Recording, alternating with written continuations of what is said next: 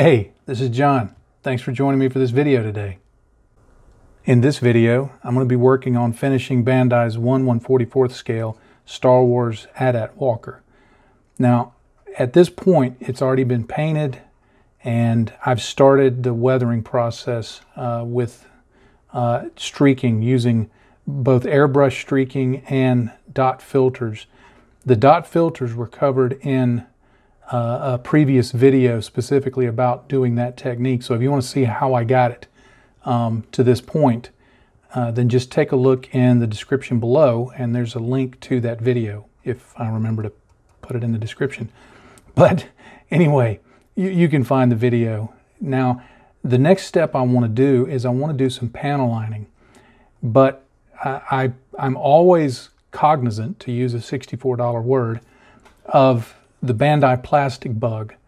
And what that is, if you're not familiar with it, Bandai uses a certain process when they're producing their plastics that, while it makes them very, very well fitting without any problems at all in that area, they're not as durable when it comes to hotter thinners like enamel thinners, odorless thinners, terpenoid, that kind of thing. And if those thinners get into, say, one of these peg joints here, or up behind some parts where it can't evaporate quickly and it'll sit there, within just a few minutes it can break the plastic. I've had it happen where I had a couple of parts that rotated on a peg like this. Some got down in the peg, and literally within about a minute it had broken into 3 pieces. Now, I was able to pull it apart, glue it back, let it dry, glue it back together, and everything worked just fine. So it's not an error that you can't recover from. However, anytime I'm working with Bandai plastics, I'm always just very aware of that. So more often than not, I try to, in any way that I can, use acrylic or other methods that aren't nearly as hot and won't interfere with the plastic. Plus, it gives me a great way to demonstrate a whole bunch of other techniques. So what I want to do for the panel lining is I'm going to take this 0.5mm mechanical pencil, and I'm just going to roll it along this sanding stick here. For some reason, my wife wants to call these a nail file. I'm not real sure why. But all I'll do is I'll get it down to a reasonably sharp point, and then I just draw in the panel lines. Now, this gives good, stark panel lines, and it's fairly easy, it's fairly quick. It won't hurt the plastic at all because there's no liquid involved. Now, it can be a little stark for some uses, like if you're using it on white, it can be very, very stark. And another thing it also does, let me exaggerate it a little bit so you can see. If I go at this and kind of scribble in there, really get a lot of lead in there, I can take my finger, and I don't even know if it's going to show up on camera because it's so light against that gray, but it can actually let you smudge some stains.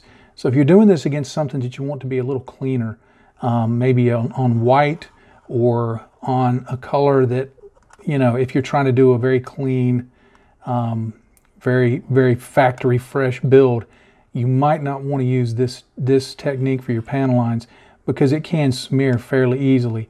And while you can clean it up, you simply just turn your eraser around and erase the mistakes. You don't always get up all of it, and it can leave some staining. So this has its uses. It has a time and a place like many other techniques, but it's not always the perfect solution every time, so just be aware of that. And once you've done it a few times, you'll see how it can be used, where it can be used, and what it's good for and what it's not so good for. It works best on a matte surface, works okay on satin, not so great on gloss. It needs a little bit to grip, and a matte paint, and this is a matte surface here, having a matte surface really helps that.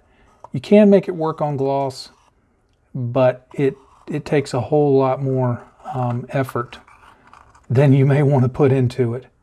But as you can see, as I've just been waffling on, I just go in and draw in these panel lines,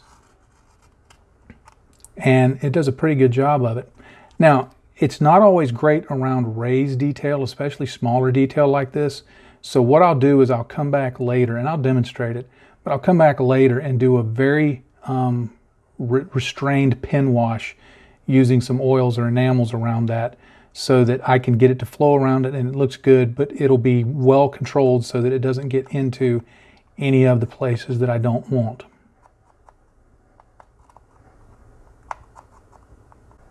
Okay, the next thing I want to do is I want to just get some panel lining around these little raised details here, here, down into these recesses here, around these, just any of these little raised details.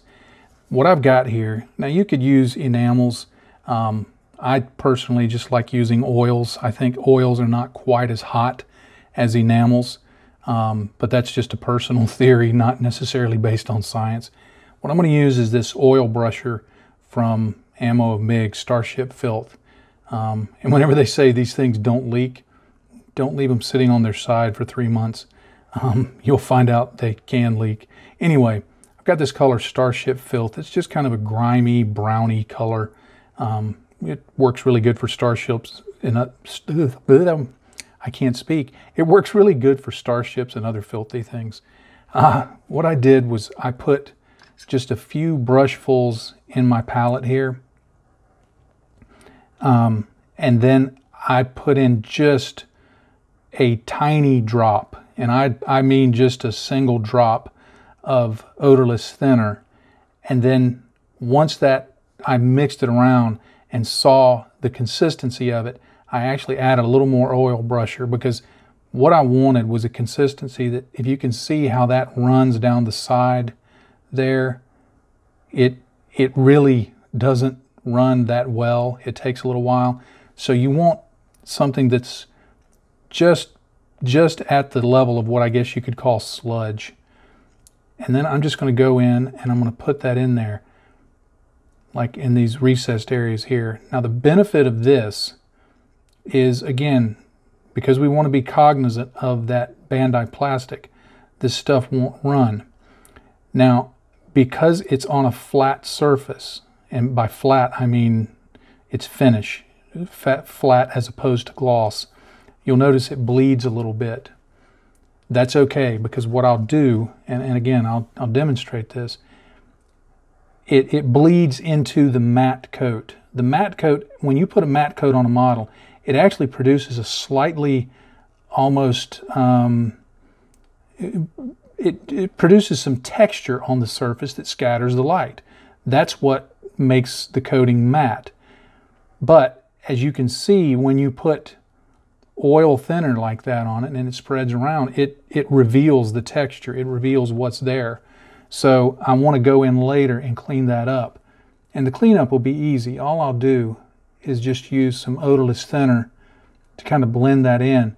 Now the beauty of that is, because we want this to be a dirty model anyway, we're not going to go for, or I'm not going to go for, you can do what you want, but I'm not going to go for a completely clean finish, obviously.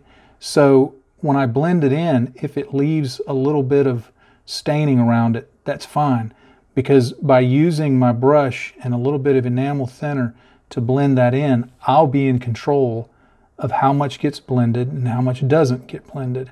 So I can make it look pretty much like I want.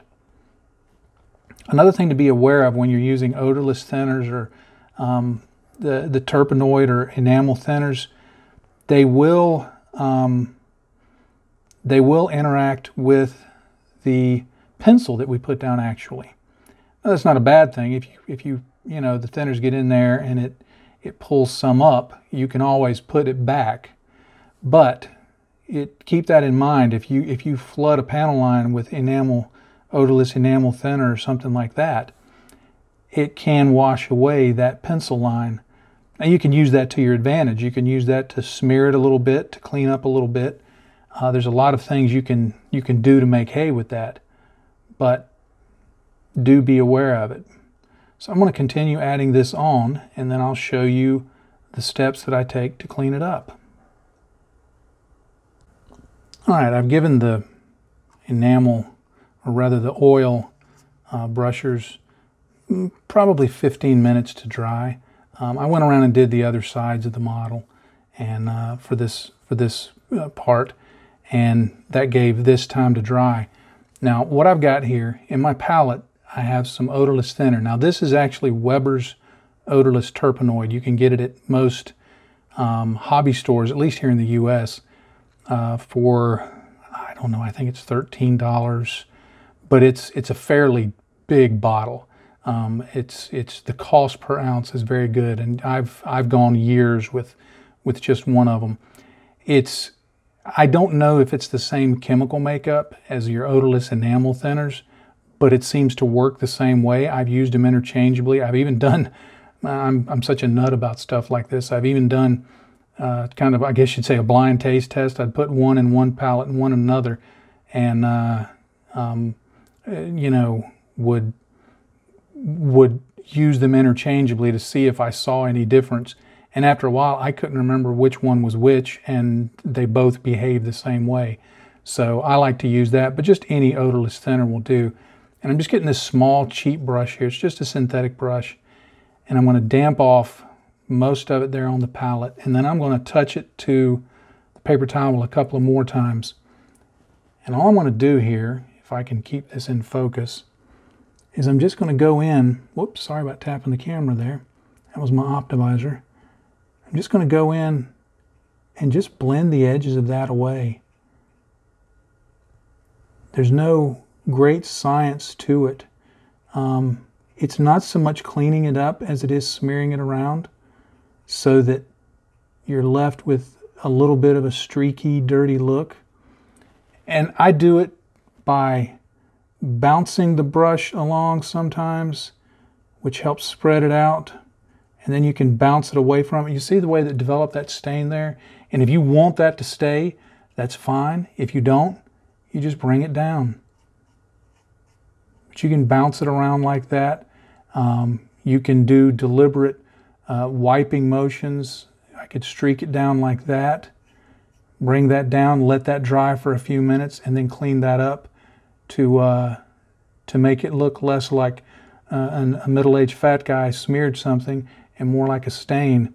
So this process of blending and cleaning, and you may go back to your palette every now and then and clean off the brush and come back and manipulate that around. The beauty of oils is they can be manipulated a lot. You can move them around, you can literally shove them around, pull them, push them. You can streak a whole bunch down like that, and then you can start pushing it right back up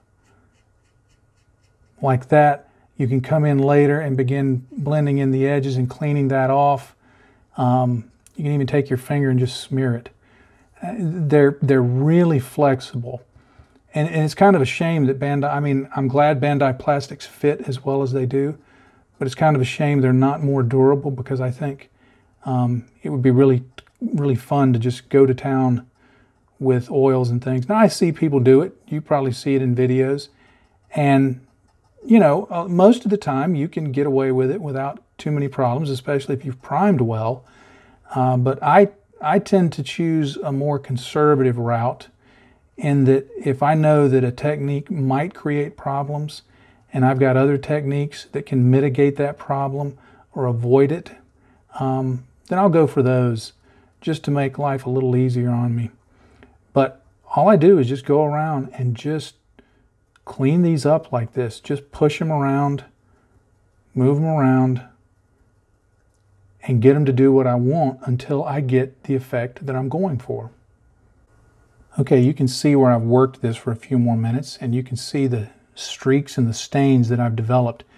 And some of this, one of the things to always keep an eye out for is letting weathering develop on its own. By that, I mean, I had just intended to clean up around these little recessed areas so that there wouldn't be any of the wash sitting outside of them. And in doing that, I accidentally kind of, and I've left this one to show, I accidentally got down into one and streaked it down, and I thought, oh man, that's not what I want. So I started cleaning it up, and then I realized, you know what? That's precisely what I want right there. That's something that I had planned to do in a later step, was add streaks right there. And I thought, you know, I can just double up. And even though I'm doing a panel line wash, I can go in here and I can just start cleaning that up, blending that in, streaking it down, pulling it down, spreading it across. And this is the beauty of oils and enamels, that you just keep working it until you get it like you want. And now I've got all of these streaks and stains coming from those areas. And if they don't look right to you, well, you just keep working at it until you get it how you want it. And if you completely blend it away, if it's not what you want, you just keep blending away at it until it's pretty much gone. And then you can add some back. You can add some enamel back, you can add oil back, whatever you're using. This doesn't really work with acrylics, but enamels and oils are great for this.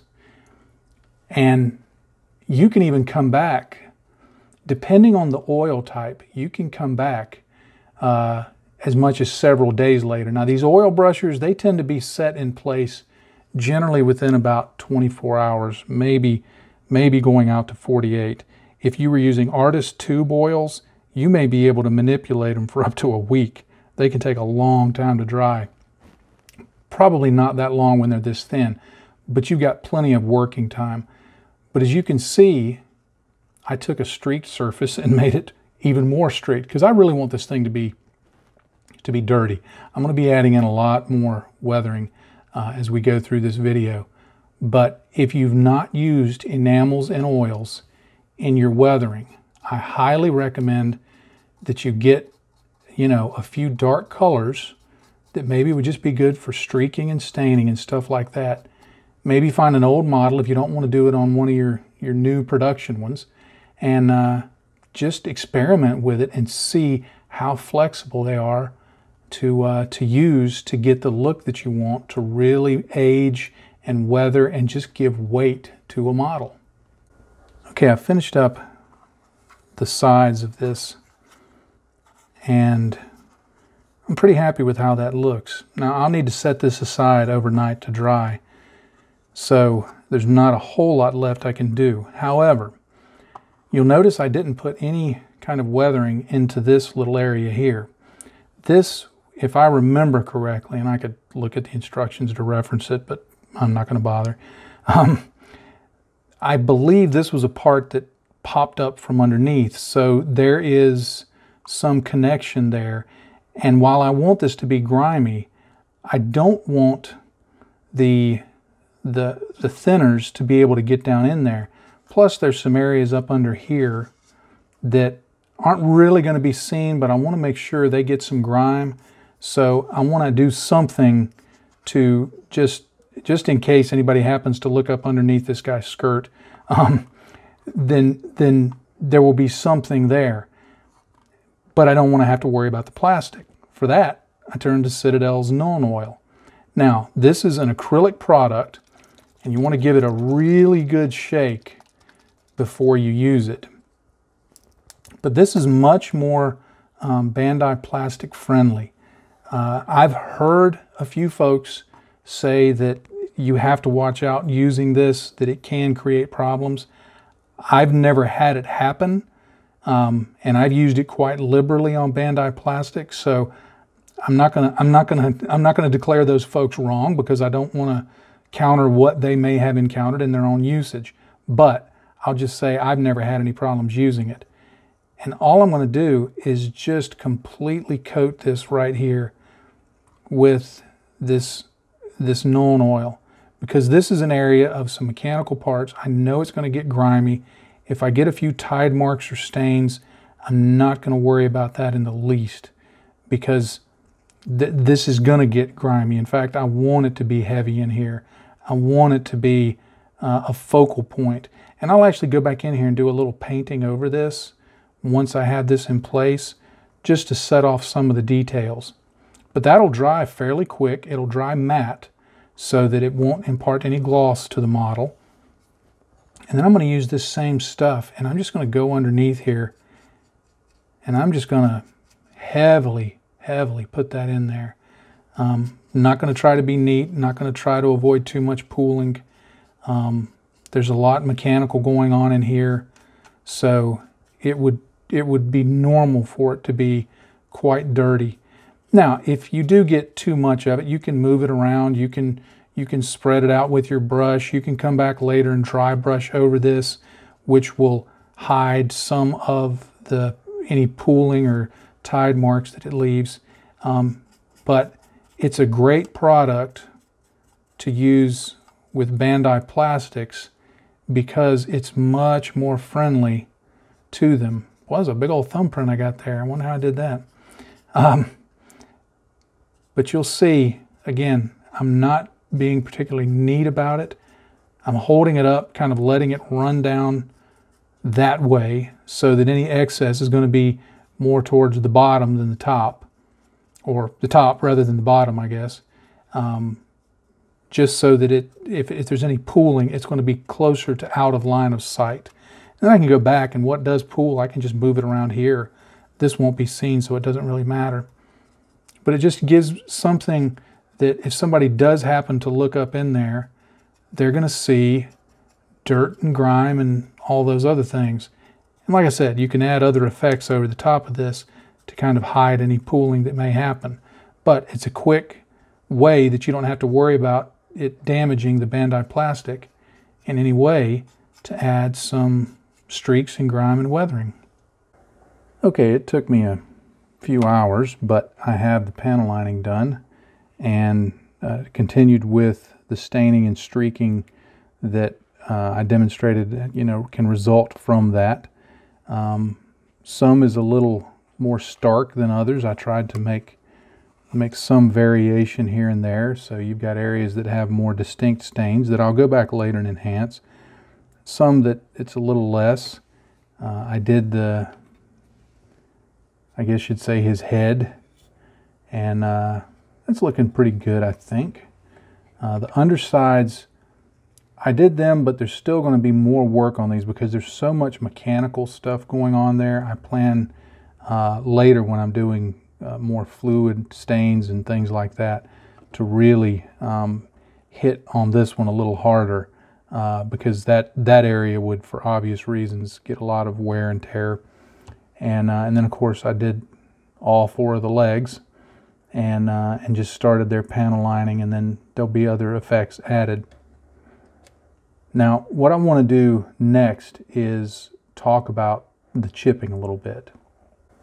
When it comes to chipping, you have to think in terms of do you want to err on the side of a more dramatic visual presentation, or do you want to lean towards a more scale-appropriate approach? And the reason I say that, and especially in this scale, remember this is 1/144th scale. If this were a larger model, a 1/20th scale machining Krieger model or a 1/35th scale tank, the chipping is much easier to do in a scale-appropriate fashion if that's your concern than it would be in this scale. In this scale, this is a silhouette of a 1/144th scale figure. And to just kind of put it up next to the model here, you can see how big a man is, or a stormtrooper in this case possibly. But on any, you look at any bulldozer, you look at any large piece of equipment, and I'm not talking one that's been sitting out rusting for ages, but one that's in use, one that's in reasonable repair.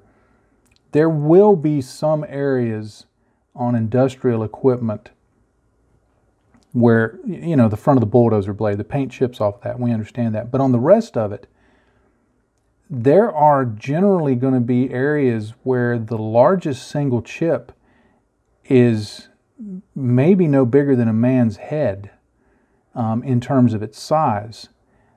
Most of them are going to be the size of a man's hand or smaller. Many of them, I've examined pieces of equipment, and there may be a large chip in one area and then others around it, so when you stand back it looks like a big chipped area. But when you get up close to it, what you're looking at is something that is a lot of smaller parts. So if you're trying to do scale appropriate chipping like this, I mean, look at the size of his hand and look at how big of a chip that would be. And then think of that the majority of chips are going to be smaller than that. Now, I say all this not to make a case for scale appropriate or ignoring scale, but rather when you're building your model, you have to balance out your goals, you know, about chipping with, you have to balance that, what can people see versus reality. Where you fall in that spectrum is up to you. I tend to lean more towards the end of, let's make it visible and apparent what it is, rather than necessarily being scale appropriate. Of course, that still doesn't mean that I'm going to put a giant paint chip that covers something like this.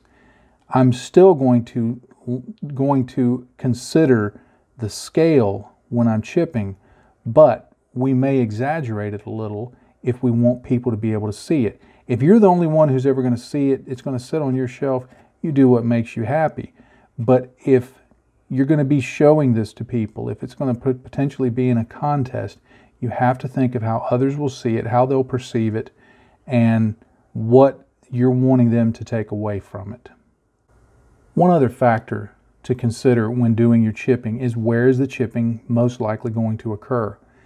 This is, if this is, again, to use our little guy here, if this is a man and you put him next to the leg, when it goes walking around, most of the interaction with the ground is going to be only about maybe that high, you know, shoulder height, or from head, you know, just a couple of feet. So you could imagine that along the bottom of the feet here and up just a little bit, maybe a foot or two, there's going to be a lot more potential chipping than there would be, say, up here at the top. If nobody ever climbs up here and nothing happens to it, you know, you may not see much chipping at all up there at the top. So think about the placement of where things are most likely to happen. Like this hatch here, let's imagine that's a service hatch. Well, that may get more chipping because people are going to have to open it up, take it off, drop it to the ground accidentally. You know, they're going to be standing on it, reaching at it. This ladder here, there may be more chipping along there because people are coming up and down from there. So think in terms of where the chipping is, and that will help guide you in your placement. All right, I generally like to start chipping on models like basically anything that has legs or a part that comes into contact with the ground, tanks, something like that, gunpla, machining crew, or whatever. I like to start the chipping at the lowest point to establish how I want the most heavy chipping pattern to look. And then further up from there, it's scaled back from this. So this is like my reference point to say, okay, I don't want to go any heavier than this. Everything else needs to be lighter than this, except for specific areas where there might be something going on, whatever. Also, in choosing my color, I'm going to go with this chipping brown color. I'm using this from Vallejo Mecha Color, but any darker brown with just a bit of a red tone to it can be used for this. Now, the reason I want to use this is I want to later come back and do some rust tones. So I want this to represent the look of some oxidization taking place where the chipping is. Now, if in your scenario, in your mind, when you're chipping your model, if you think, okay, this is going to be some sort of composite material, or some sort of super space material or even some real material that doesn't rust, then you may want to use a darker gray. You may want to use something that's more silver. You know, you could still use a brown if you're not going to use rust tones, because that may be the color of the underlying component. But in this case, because I want to add rust tones, I think that this chipping brown is the best color for that. So I've got a piece of sponge. I'm going to start off with some sponge chipping. I've got a piece of sponge there, and I'm just going to get a dip of that on the end of the sponge, and I'm going to sponge it off onto the paper towel. Now what I'm looking for is I want to see the pattern on the paper towel that I basically want to see on the model. And now that I've got that on there, I'm going to go in and I'm just going to start adding. I want to try and be restrained on this. I often have problems with chipping restraint, but I'm going to try on this and we'll see how well I do. Now, to get to some of these parts, you may have to articulate the feet down a little bit, the toes, I guess you'd say. And I'm going to do those a little heavier, because those I would think would come into contact with a few more things than further up on the model. But you see, I just go around and I add those in, and I may stray up a little higher like this as it starts as the paint starts to dry up a little bit on here. And that's what you can do. Early on, you go where you want the heaviest chips, and then as the paint starts to dry up a little bit, you start moving into other areas where you may not want as much chipping. And then when you go back to the palette, get some more color on there, then you can come back in and do your heavier chipping like that. So it's just a process of adding it on there as you think it should look. And if you get too much, you can go back with some of the base colors and touch it up with just a bit of paint. You can minimize it by very thinned paint. That gives it one look. You can just, usually what I do, if I get more in an area than I intended to, I just live with it. So I don't sweat too much, because you know, you could have something that happens, something could fall against this leg, something could have hit it, and okay, that's why there's a big stain right there. You know, there's a story for that, there's a reason for that. So don't be hesitant if you get a little more than you want in a certain area. Don't be hesitant to just say, okay, in my mind, that's going to be an area that got a little more chipping, and you know, maybe you even enhance that with a paintbrush of a darker streak through it, and then more rust tones to really sell the notion that something happened. Because the thing to remember when you're chipping is every single chip on any real object has a story behind it. It may have been a rock that flew up, it may have been riding through the forest and scraping up against a tree, it may have been, you know, if it's a piece of industrial equipment, it may have been something it was doing that created the chips. So every single chip has a story. So don't be afraid to make up your own stories as you're going along for why there's chips there. Another type of chipping that I'm going to do is going to be with a brush. And for this, I'm going to use this Wargamer Insane Detail. Now you can see that is a really tiny brush. You don't have to necessarily use one this small, because it does require a lot of going back to the palette for paint, because there's not much of a belly on that brush to hold much paint. But it also, because of its super fine point, gives a great deal of control. Now, there's a lot of modelers. If you ever watch Night Shift, the channel called Night Shift over on YouTube, Martin, he often does just huge levels of chipping across a model completely with a small brush like this.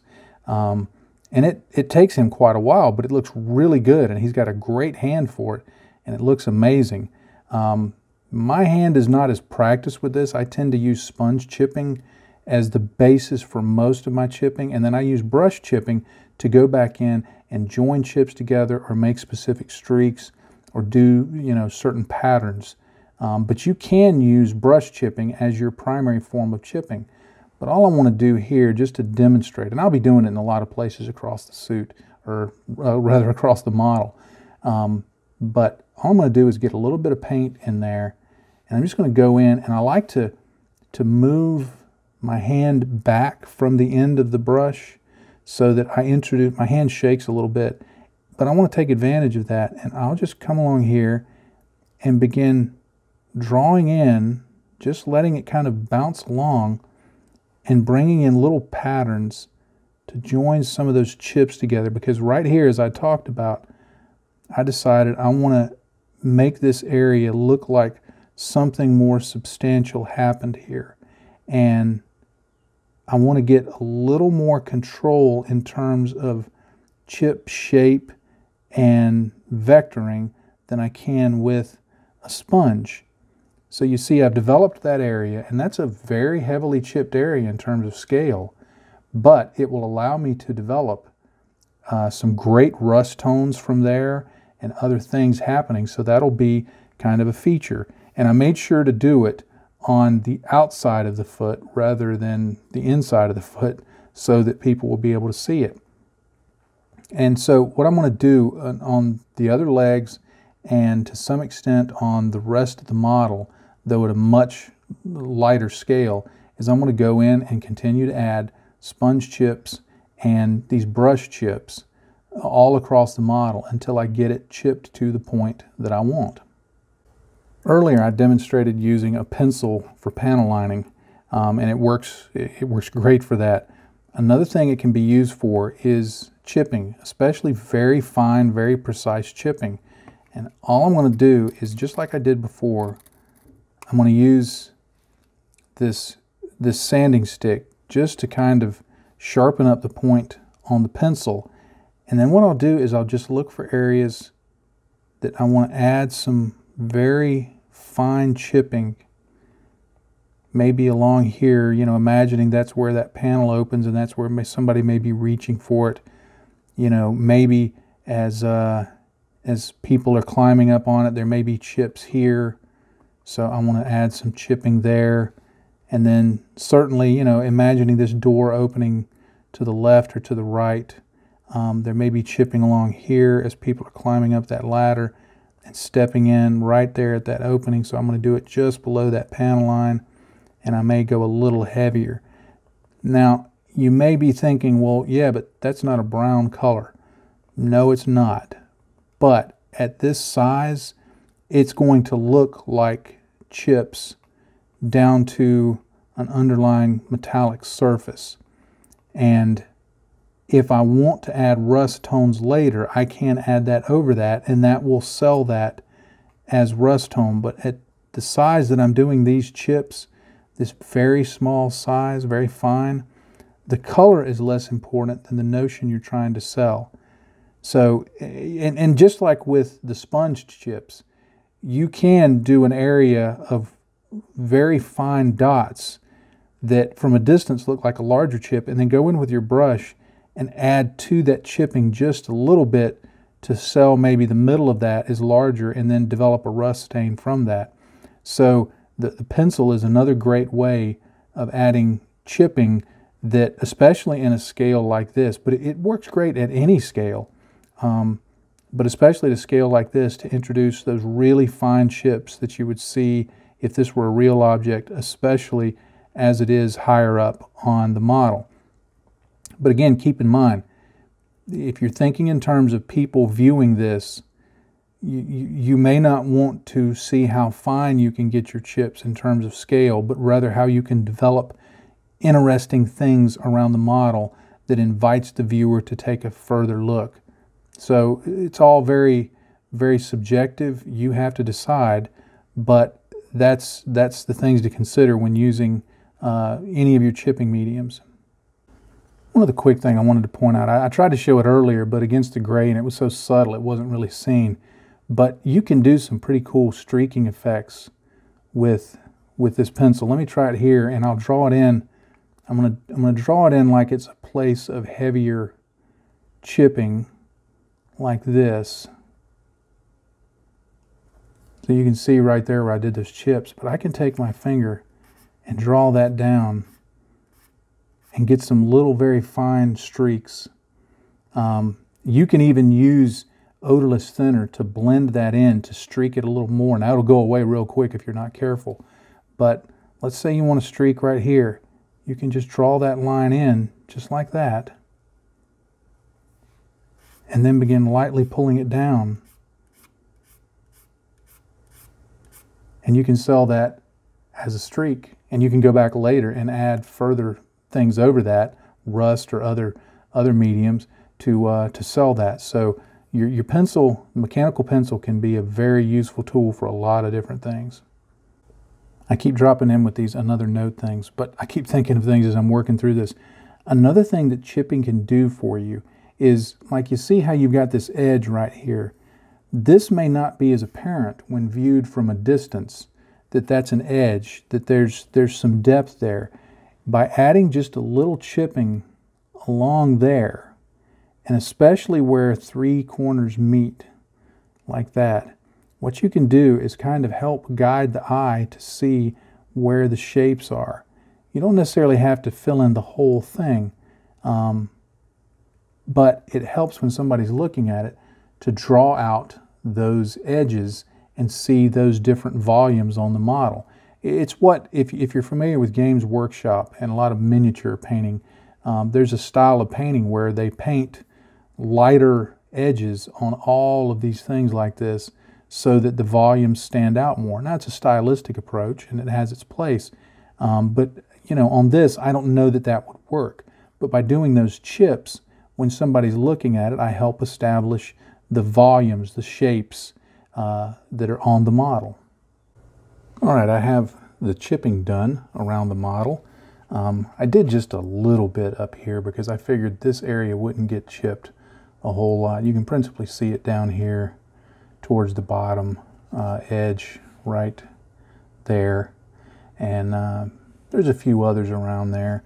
Now I'll in my final, I call it the adjustment phase, I may go back through and add a little more, but I wanted to move on to adding a few rust effects. Now, there's a lot of ways you can do this. You can do this with oils, with enamels, with acrylics. Because I'm wanting to go ahead and get this done, get it finished up, I want them to dry quickly, I'm going to use acrylics. Now, the two principal colors that I've picked for this are Vallejo model washes, the light rust and the dark rust. I like these. They work really well. I need to get a more yellowish tone for larger work. In the smaller work, I like using the darker oranges. You do have to be careful with the dark rust though, because if you get too much of it over an area, it tends to look more like barbecue sauce and not so much like rust. So I'm a little careful with that. But all I do, and I'm using this liner brush because I want just the very lightest of streaks, is I'm going to get just a tiny bit on my brush, and I want to start drawing the brush stroke up towards the area that I want stained. And you see it's just barely adding that to that. Because remember, when we think about how big a man is on this, that streak would be like 3 feet tall. So that's a fairly big streak in reality. But I can go in and get this lighter tone and just kind of accent it a little bit. I'm really doing this. This is honestly, this is more for demonstration of, you know, it would be more appropriate on a larger scale because people aren't really going to see the difference in those two tones. But I just go through, and sometimes I'll switch the colors, sometimes I'll use them together, sometimes I won't. And I just put the streaks where I want them. And I think about where might water collect, where might it pool, where might it, you know, cause these rust streaks. Like right here, there's a hinge at the back of this door. That seems like a likely place to me for a stain. So what I'm going to do is I'm going to stain it with this darker color along the hinge line. And I'm going to go fairly heavy so it treats it almost like a true wash. Like that. I want people to be able to see that, define that. And And then I'm going to go in without even cleaning my brush, and I'm going to go in and I'm just going to streak some of the lighter stuff from there. And you can be as subtle or as heavy as you want. You can do it on all of the little openings. You can do it on some of them. I'm going to do it on some. I'm not going to do it on all. But this will dry really quick, and it works really well. Certainly you could do a lot with oils and enamels and other things like that. So don't forget that you always have that option available to you. Now you may recall here on the foot, I did this more dramatic chip there because I wanted that to be rusted. So I'm going to go in here with this darker tone, and I'm literally going to just paint that right down the middle of it like that, because I want to make it look more red and rusted than it already is. Now this is the color that I said you have to be careful with, that if you get it, because I'm doing this over the chipping brown, it looks okay. If I were to put too much of this over this gray, I swear it looks like spilled barbecue sauce. But I'm going to give that a couple of minutes to dry, and then I'm going to go around it and do some streaking with this lighter rust color. Now while I'm waiting on that to dry, another thing you can do, because you have these other rust areas, these other areas of chipping developed, is just go in and add a few dots of color around here and there. And if it bleeds a little bit, that's okay. You want it to look fairly random. You want it to look like these parts are chipping and rusting. The rust shows age, so you don't want to necessarily do all of the chips with the rust color, but just some of them to show the age of the chip. All right, now that that's had a couple of minutes to dry, I'm just going to go in and around the perimeter. I'm going to use this lighter rust tone to just kind of sell the notion of there's a little bit of bleed there, meaning that you've seen rust stains like that, where the color moves outside of where the chip is. As wind and water and time go over that, it just makes it a little more dramatic. And then what I do is, while it's still wet, I wet my brush. I don't completely clean it. And I get off some of the excess. And I just go in here and I blend that edge in just a little. You normally can't blend acrylics, but if you work quickly before they start fully drying, you can get some workability in there, if that's a word. And a note, my water cup is sitting on a coffee warmer, so it's warm water, which also helps. But now you can see we've got a nasty scar there that's rusted and got something that'll hopefully draw some attention and, you know, make people look at that part of the model. Another quick little thing to show that I like doing is, if I want a rust stain to be more subdued but spread out, like around here, I'll flood this area with water, just plain old water, like that. And then I'll get just the barest touch of rust and just let that flow around there. And when it dries, it'll just sort of tint the way it looks. You put it in like that, clean your brush off a little bit, and then wick up some of it. But it leaves just a bare hint of color, and it works really well, I think. Okay, well, I'm almost done, and what I like to do as one of the final steps is just assemble the model, and that allows me to look at it holistically, I guess you'd say, and look for areas that I still need to do any adjustments, whether it be application of oil, application of enamels, acrylics, pencil, powders, dirt and dust effects. I don't want to do anything additional in terms of additional effects. I'm happy with where it is, with the streaking, with the staining, but there are a few things I want to adjust. Like I noticed that when I articulated this leg, that some bare paint is showing through. So I'll go in and I'll probably just add some oil staining or something to that to mask that. This upper part of this leg here needs a little more weathering. So what I'll do is I'll just go in with some acrylic washes and streak those down and make that look a little more organic to the rest of the model. But I feel like the focal point, which is going to be the upper part of the model, I'm pretty happy with that. I'll probably add a few more streaks and rust stains on this side. It's a little, now that I'm looking at it as a whole, it's not quite as much as I wanted there, so I'm going to add a little more. But this last step, I think, is very important in looking at it holistically. Some folks like to assemble it and fully weather it that way. I find it's often difficult to get to things. So I like to do some of the, most of the weathering with it disassembled and then bring it together and do final adjustments. But I think the end game is going to be about the same.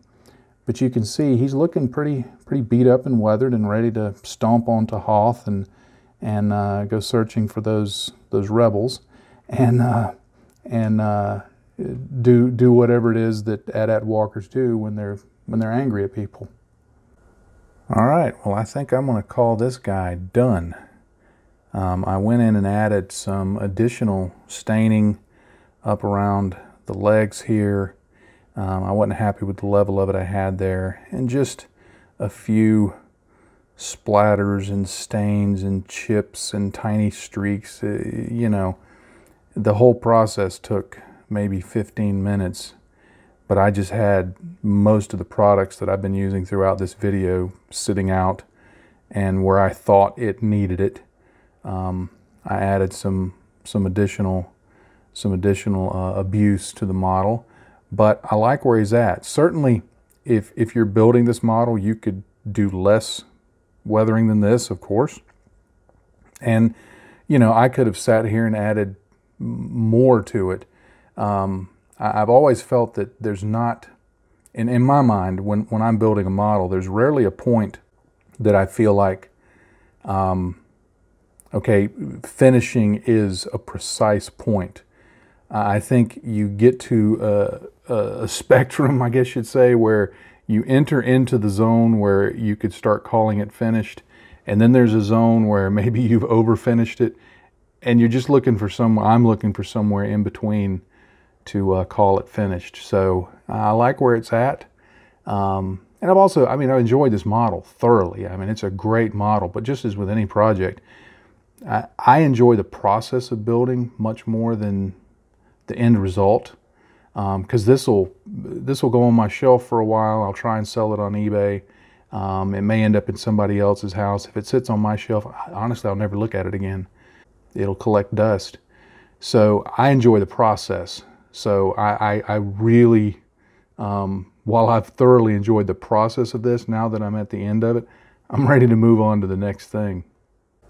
The kit does come with a very simple base. You can kind of see that here. It doesn't fit on the base. It's too big for the base, unless I just pose the legs standing straight up, which I think looks kind of odd.